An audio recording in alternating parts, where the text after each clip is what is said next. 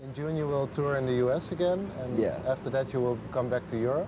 Which do you like best to perform? Well, I mean, for both of us, we don't really think about it like that, you know? I mean, in so many ways, we're very honored and feel very lucky to be able to play so many places and like be exposed to like new things. So comparing is hard to do because it feels like you're picking children and like your favorite child or something like that. But Do you find differences in the I audience? mean, vastly.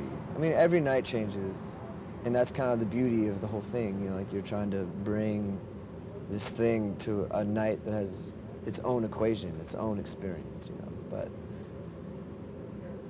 I mean, for us, it's like it's really nice to tour in Europe because, or around this area, just because the people, there's a different experience of culture, and like music, art is just a little bit. It has a more of a place in society here. Like America can be very, it's still the Wild West, you know.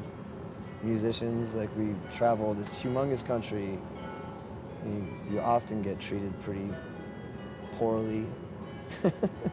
How? Well, but not in a bad way. It's just it's a different life out there, you know. And how do you get treated then? What do you I don't know. I mean, here you get to come and like they'll make the venue will make you a home cooked meal, and you know, I mean, even if you're like not very well known, it's just kind of a human thing. Like in the States, it's a little more rugged.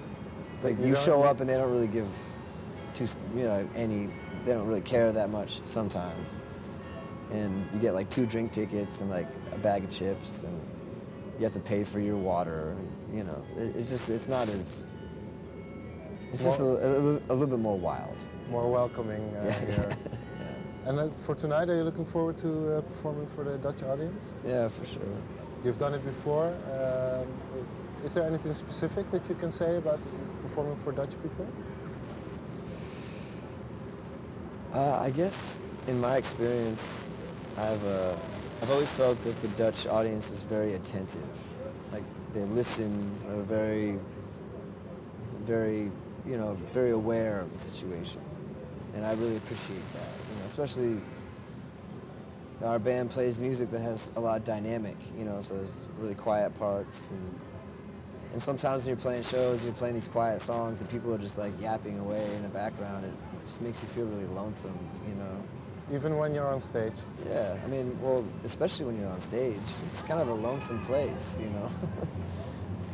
But so, I mean, it's it's really nice to come here and have the audiences just like really listen to what's going on, you know. Because in your music you have bits that are real quiet, like, Yeah. and then all of a sudden it goes boom. Is this something that just gives an energy shot to the audience? Or is it energy? Yeah. Do they go crazy sometimes? Oh yeah, yeah.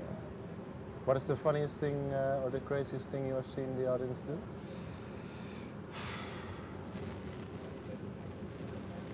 I mean, I guess the craziest thing that I've ever seen was this woman took out her breasts while we were playing like our last song. And it's like this really sensitive song, but it's loud, and that was pretty crazy. She like sat there, like kind of like 5 feet away from Adam. She's like 50 years old. I was just about to ask, did she look good, or Well, I mean, were you shocked? it was more. I just never didn't think that would happen. But it was really funny because I saw her and I was like, oh Lord, you know, this is what's going on. And then she like got angry at Adam or something like that, and was like yelling at him for a second, and then threw something and then left. So that was a pretty special moment. It's a pretty wild thing. Yeah. Let's see, your last album came out September, last September. Can you tell me a little bit about which direction why you chose this direction for this CD, and what direction that is? Yeah.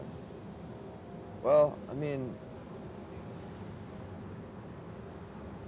the way Two Gallants is, like, between Adam and I, like, we don't really choose very much. Like, I kind of feel that the best way to describe it is that it sounds really cheesy, I think, too, but it's like we're kind of like midwives. Like we're kind of like this weird medium that makes the song come out. And so we've never really planned on anything, really, you know. But giving birth is quite a heavy burden. It is. Is it It the same can for be. you? Yeah, and it's a complicated one. I mean, I'm so honored to be able to like play music, right? And so music is that way. It just is this constantly changing conversation, I think, you know. And I think that, you know, we took 3 or 4 years off and like didn't really play any music together, you know. And so when we felt it was right, got together and all of these songs came out like this. It just Why did you take the break?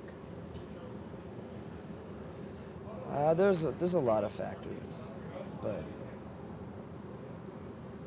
it was a tough and very dark time, and I think that really we did it because the band means too much to both of us personally, and we would never want to affect what we do or our music by maybe not being so clear in the head, you know.